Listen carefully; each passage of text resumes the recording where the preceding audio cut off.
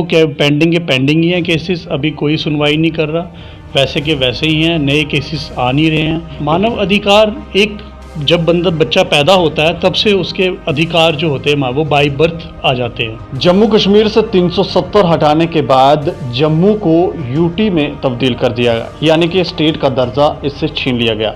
उसके साथ साथ ऐसे बहुत सारे डिपार्टमेंट हैं, ऐसे बहुत सारे इदारे हैं जिनको उसी समय जैसे 370 हटा तो उन्हें भी खत्म कर दिया गया। उसमें कुछ इदारों को मैं आपको बताना चाहूँगा।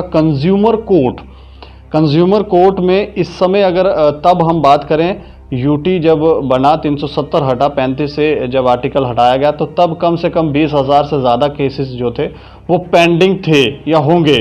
और उसके बाद कितने सारे ऐसे केसेस थे जिनको शायद कंज्यूमर के साथ कुछ ना कुछ तो हुआ ही होगा, वो वहाँ पर अपील करना चाहते थे, केसेस फाइल करना चाहते थे, लेकिन वो दायरे ही खत्म हो गए तो लोगों की सुनवाई जो है वो भी खत्म हो गई। ऐसे ही जैसे ह्यूमन राइट कमीशन जो है वो भी एक दायरा था, वो भी खत्म कर दिया गया और अभी तक केंद्र सरकार ने इसे वापस से शुरू नहीं किया है, जिसकी वजह से यहाँ पर जम्मू कश्मीर के लोग जो हैं खासे परेशान हैं और ब्यूरोक्रेसी हावी हुई है। क्यों हावी होने का लाजमी है, क्योंकि दायरे ही नहीं है तो उनकी कंप्लेन शिकायत जो है वो कहाँ की जाए। इन सभी विषयों पर चर्चा करने के लिए हमारे साथ एडवोकेट हैं, अधिवक्ता हैं आशीष शर्मा। सर बहुत बहुत स्वागत है आपका हमारे चैनल पे। जी शुक्रिया। अच्छा, क्या कहेंगे, ये थोड़ा सा डिटेल में हमारे दर्शकों को बताएं, क्योंकि लोगों के साथ आए दिन कुछ ना कुछ गड़बड़ी होती रहती है और वो शिकायतें लेकर जाएं तो जाएं कहाँ। सर बड़ा ये अनफॉर्चुनेट है कि जब तक हमारी स्टेट थी 370 से पहले तो कंज्यूमर प्रोटेक्शन एक्ट 1986 में सेक्शन 10 में एक कंप्लेंट हम दर्ज करते थे जी, और उसके तहत जो भी डेफिशिएंसी इन सर्विसेज की उसका संज्ञान लेता था कोर्ट जी, और उस पर एविडेंसेस वगैरह देख के तो फैसला देता था कंज्यूमर के फेवर में अगर वो बनता था जी। पर अब जितने भी केसेस हैं पहले जो थे वो कंज्यूमर कोर्ट बंद होने के बाद वो पेंडिंग के पेंडिंग ही हैं। 370 टूटने के बाद वो कोर्ट जो हैं बंद हो गए हैं और अभी सरकार ने ऐसा कोई प्रोविज़न या ऐसा कोई भी ऑर्डर या सर्कुलर नहीं निकाला है कि या कोई नया कोर्ट आ रहा है या कंज्यूमर फोरम कहीं और अगर वो बनाना चाहते हैं, ऐसा कुछ भी नहीं है। समस्या इस समय क्या है? समस्या ये है आम आदमी अगर आज डेफिशिएंसी इन सर्विसेज में फॉल करता है, जिसको परेशानी आती है, मान लो कि एक बंदा एक वॉशिंग मशीन ही ले लेता है, उसको परेशानी आती है, उसकी जी मोटर ख़राब आ जाती है, वो डीलर को धमकी भी नहीं दे सकता कि यार आप मेरी रिप्लेसमेंट करते हो या रिपेयर करते हो तो ठीक है, नहीं तो मैं कंज्यूमर फोरम जा रहा हूँ। अब वो चीज़ नहीं कर सकता क्योंकि कंज्यूमर फोरम ही नहीं है। जब कंज्यूमर फोरम ही नहीं है तो शिकायत लेकर कहाँ जाएगा वो? नहीं, एक सवाल मैं ये भी पूछना चाहूँगा, जो पहले के पेंडिंग केसेस थे वो कहाँ गए? वो उसकी सुनवाई कौन करेगा? कहाँ की क्या मतलब थोड़ा सा। सर वो क्या पेंडिंग के पेंडिंग ही हैं केसेस, अभी कोई सुनवाई नहीं कर रहा, वैसे के वैसे ही हैं, नए केसेस आ नहीं रहे हैं क्योंकि दायरा ही नहीं है, जैसे अभी आपने बताया। तो अभी कुछ भी नहीं हो रहा, 370 टूटने के बाद वैसे का वैसा ही है जैसे था। स्टेटस को ही मान लो, स्टेटस को ही चल रहा है अभी तक, ना नए केसेस आ रहे हैं ना पुराने जो हैं उनको कोई देखा जा रहा है। कंज्यूमर कोर्ट जैसे पहले था, जब 370 नहीं हटा था तो स्टेट लेवल पर भी ऑफिस थे, डिस्ट्रिक्ट लेवल पे भी ऑफिस थे, ये सारे के सारे ही निरस्त हो गए। नहीं, मैं ये नहीं कहूँगा निरस्त हो गए। स्टेट में स्टेट कमीशन और डिस्ट्रिक्ट में डिस्ट्रिक्ट कमीशन होता है और नेशनल कमीशन जो होता है वो दिल्ली में है, सेंटर का। अब क्या है कि स्टेट टूटने के बाद स्टेट कमीशन भी अभी वर्क नहीं कर रहा, ना ही डिस्ट्रिक्ट कमीशन यहाँ पे वर्क कर रहा है, क्योंकि आपको पता है कि जैसे यूटी टूटी उसके बाद फर्दर सरकार ने ऐसा कोई स्टेप नहीं उठाया जो कि कंज्यूमर के लिए सोचा जाए, और अभी वो वैसे का वैसा ही है। ठीक है। और दूसरी बात, मैं एक एग्जांपल लेना चाहूँगा, चंडीगढ़ भी यूटी है, दिल्ली भी यूटी है। दिल्ली की तरह हमारी स्टेट जो जम्मू कश्मीर है उसको माननीय प्रधानमंत्री जी ने और उसमें बताया था कि इसको स्टेट का दर्जा भी मिलेगा। तो अगर देखा जाए दिल्ली जैसा अगर वो बनाते हैं, इसको विधानसभा भी होगी और यूटी भी होगी, तो फिर वाई नॉट कंज्यूमर फोरम क्यों नहीं? कंज्यूमर फोरम भी होना चाहिए। दिल्ली में है कंज्यूमर फोरम, चंडीगढ़ में भी है, इवन वहाँ विधानसभा नहीं है पर कंज्यूमर फोरम वहाँ पे भी है डिस्ट्रिक्ट लेवल में, तो यहाँ क्यों नहीं है? ऐसा क्यों? मतलब भेदभाव क्यों है? जब हर जगह फैसिलिटी प्रोवाइड है, यहाँ क्यों नहीं? यहाँ के लोग क्या लोग नहीं हैं? यहाँ के कंज्यूमर क्या कंज्यूमर नहीं हैं? क्या यहाँ के लोग सांस नहीं लेते? क्या लोग यहाँ के लोग परचेज़ नहीं करते? तो मेरे कहने का मतलब है, कम से कम सरकार कहती है कि ठीक है, भारत सरकार कहती है कि सभी इक्वल है, तो इक्वल कहाँ? मुझे तो नज़र नहीं आ रहा। जम्मू कश्मीर में वो इक्वलिटी जो है जी। वो नहीं दिख रही। जी, जी। मैं एक और प्रश्न पूछना चाहूँगा कि जैसे किसी को अगर अभी कंप्लेंट फाइल करनी हो कंज्यूमर कोर्ट में, तो वो क्या अब दिल्ली में जाकर फाइल कर सकता है? बिल्कुल नहीं। दिल्ली में भी बेसिकली जो कंज्यूमर प्रोटेक्शन एक्ट है, उसमें ये दायरे बनाए हुए हैं कि जैसे 1 करोड़ तक डिस्ट्रिक्ट कोर्ट में आ जाता है, 1 करोड़ से ऊपर स्टेट कमीशन आ जाता है, तो 1 करोड़ से जो 10 करोड़ से जो ऊपर का होगा वो सारा आ जाता है मिलियंस वो आ जाता है नेशनल कमीशन के पास। जी। अभी फ़िलहाल जो दायरे हैं उसके हिसाब से देखा जाए तो कंज्यूमर फोरम में जो भी छोटे मोटे कंज्यूमर जो डिस्ट्रिक्ट के होते थे वो नहीं जा सकते, क्योंकि वो सीधा डायरेक्ट आप कहोगे कि वो दिल्ली जाके करेंगे, ऐसा नहीं है। हर एक जुरिस्डिक्शन होती है कंज्यूमर प्रोटेक्शन एक्ट के हिसाब से, उसके हिसाब से ही चला जाता है।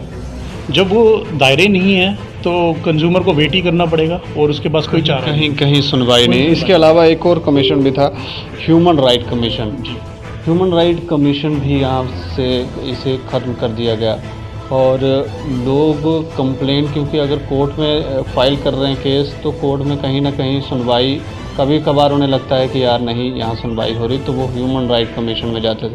लेकिन ये दायरा भी अब ख़त्म कर दिया गया है। इस पर थोड़ा सा हमारे दर्शकों को बताएं कि क्या दिक्कतें इस समय फेस करनी पड़ रही लोगों को। दीपक जी, पहले मैं आपको करेक्ट करूंगा कि कोर्ट कभी भी अपना काम जो है वो लापरवाही से या नहीं वाला वो कोई सवाल ही नहीं होता।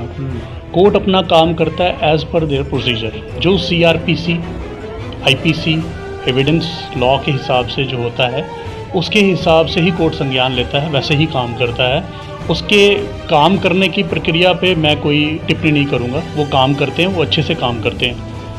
ह्यूमन राइट्स कमीशन क्या है पहले ये बताऊँ मैं आपको। ह्यूमन राइट्स कमीशन होता है मानव अधिकार कमीशन, ठीक है।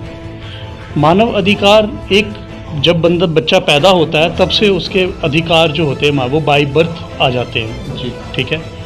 उसको अगर कोई वॉयलेट करता है, मान लो कि एक बंदा है उसको डिटेन करके रख रहा है, तो उसका अधिकार है कि मैं स्वतंत्र रहूं, ठीक है। अगर कोई उस पर मारपीट कर रहा है तो उसका अधिकार है कि मैं उसके खिलाफ आवाज़ उठाऊं। अगर किसी का मर्डर हो गया है तो उसके परिवार जो हैं वो उसका बदला ले सके, ह्यूमन राइट्स कमीशन जा सके। उसके मानव अधिकार हनन हुए हैं तो उसके लिए वो वहाँ पे कंप्लेंट दायर कर सके, ठीक है। अभी आपने पीछे देखा होगा कि कश्मीरी लड़के को सेना ने आगे बांध के ट्रक में ले जा रहे थे। व्हाटएवर जो भी हुआ, कौन सही था कौन गलत था मैं ये नहीं कहूँगा, पर ह्यूमन राइट्स कमीशन ने एक्शन लिया और उस लड़के को, युवक को, उसके परिजनों को कंपनसेशन प्रोवाइड करवाया, ठीक है। ये फ़ायदा होता है अगर ह्यूमन राइट्स कमीशन होता तो थोड़ा सा प्रेशर रहता है पुलिस पे कि हमें इन्वेस्टिगेशन जो करनी है वो सही तरीके से करनी है, अदरवाइज़ हम वहाँ क्या जवाब देंगे। उसमें बड़े से प्रोविजंस हैं, जैसे कि अगर कोई अधिकारी सही से काम नहीं करता है, हो सकता है कि उसको वहाँ पे जवाब देना पड़े और एक स्टेप डाउन भी हो सके वो अपनी पोजीशन से, और कॉम्पनसेशन जैसे मैंने आपको बताया वो भी प्रोविज़न है उसके बीच में। तो काफ़ी फ़र्क था उससे ऐसी बात नहीं है कि यहाँ पे जैसे अभी मैं आपको एक छोटा सा एग्जांपल देता हूँ कि चेक बाउंस का केस होता है 138 में, उसके अलावा भी रिकवरी सूट फाइल करने का अधिकार होता है एक इंसान के पास जिसको ये परेशानी आई हुई है। इसी तरीके से अगर जिसका मानव अधिकार हनन हुआ है वो क्रिमिनल कंप्लेंट भी फाइल कर सकता है, साथ ही साथ वो ह्यूमन राइट्स कमीशन में जाकर वो वहाँ पे भी कंप्लेंट दायर कर सकता है। दोनों तरफ से उसको रिलीफ मिलता है। पर अब वो चीज़ नहीं रही, 370 टूट गया, ह्यूमन राइट्स कमीशन वर्किंग में नहीं है, बंद हो गया।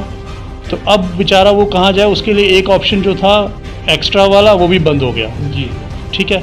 तो मेरा ये कहने का मतलब है सरकार ने 370, नटशेल में यही कहूँगा, 370 टूटने के बाद फैसिलिटीज़ देनी चाहिए थी, इसके अलावा भी सोचना चाहिए था, पर जो है वो भी ले लिया आपने वापस। अब आप कह सकते हो कि आप अपनी आवाज़ उठाओगे, किसके आगे उठाओगे बताओ। आपकी जब ये कमीशन ही नहीं रहे तो आप अपनी आवाज़ कैसे उठाओगे? यही एक कारण लगता है इस समय ब्यूरोक्रेसी जो है वो हावी लगती है जम्मू कश्मीर में। ये इनडायरेक्टली या डायरेक्टली कह लो, ब्यूरोक्रेसी हावी है। पॉलिटिशियंस का एक स्तर था, आज वो भी कुछ नहीं, क्योंकि वो कहते हैं ब्यूरोक्रेट्स भाई हम सीधा गवर्नर को जवाब दें, आपके जवाब दे ही नहीं है। जबकि पॉलिटिशियन ज़्यादा पावरफुल है, जनता द्वारा चुना गया प्रतिनिधि है, उसकी पावर ज़्यादा है। पर मुझे लगता है कि केंद्र सरकार ने ख़त्म कर दी है वो सारी। क्या मांग रहेगी आपकी तरफ से? मांग यही रहेगी कि कम से कम आप ह्यूमन राइट्स कमीशन और कंज्यूमर प्रोटेक्शन एक्ट के तहत कंज्यूमर फोरम डिस्ट्रिक्ट और स्टेट लेवल को बहाल करो जैसा था। और भी कई जो कमीशंस हैं उस पर विचार करो जो बंद बैठे हुए हैं। तो मैं यही चाहूँगा कि लोगों को परेशानी नहीं आनी चाहिए। कम से कम एक आम नागरिक होने के नाते, वकील तो मैं हूँ पर एक आम नागरिक होने के नाते मैं यही आपसे कहूँगा कि मेरी बात पहुँचे सरकार तक और इस पर विचार करें, और कंज्यूमर के लिए और एक कंप्लेनेंट के लिए जो ह्यूमन राइट्स कमीशन में हैं उनके लिए कम से कम सोचें। धन्यवाद, शुक्रिया हमसे बातचीत करने के लिए। तो ये सरकार को सोचना चाहिए था, बजाय इसके कि ये सारी चीज़ें जैसे कंज्यूमर कोड या ह्यूमन राइट कमीशन इस तरह के और भी इदारे थे, इनको ख़त्म करने के बजाय इनको और ज़्यादा स्ट्रिक्ट करना था, लेकिन उन्होंने ख़त्म ही कर दिया। 370 स्टेट तो आपने ली ही ली, इसको यूटी का दर्जा दिया और ये सारी चीज़ें जो हैं वो छीन लिए, और लोग जो हैं यहाँ पर परेशान हो रहे हैं, और इसके लिए आवाज़ उठाने वाले लोग भी कम ही दिखते हैं। और ज़रूरी था कि ये संदेश सरकार तक पहुँचे कि उनको ये इदारे जो हैं इनको दोबारा से शुरू किया जाए ताकि लोगों को परेशानी ना हो। बाकी आप देखते रहे जेके लाइन, वीडियो जर्नलिस्ट दीपक भंडारी के साथ मैं दीपक सिंह, जेके लाइन के लिए।